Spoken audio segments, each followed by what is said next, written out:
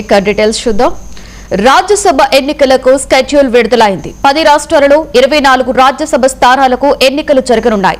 June 18న polling, అదే రోజున ఫలితాలు కూడా వెలువడనున్నాయి. మరొక వైపు ఏపీలో 4 రాజ్యసభ స్థానాలకు ఎన్నికలు జరగనుండగా రాజ్యసభ ఎన్నికలకు జూన్ 1న నోటిఫికేషన్ విడుదల కానుంది. జూన్ 8న నామినేషన్స్ ను స్వీకరించనున్న రిటర్నింగ్ అధికారులు జూన్ 9న నామినేషన్లను పరిశీలించనున్నారు. నామినేషన్ల ఉపసంహరణకు జూన్ 11 వరకు గడువు ఇచ్చారు.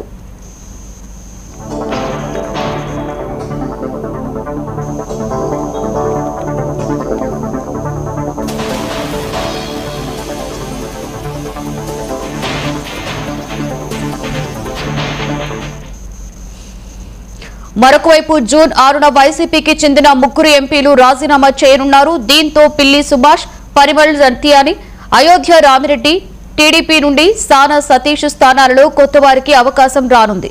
ప్రస్తుతం సంఖ్యాబలం ప్రకారం 4 స్థానాలు కూటమికి దక్కే అవకాశం ఉంది. టీడీపీ, జనసేన, బీజేపీ నుండి రేసులో ఎవరుంటారనే ఆసక్తి నెలకొంది.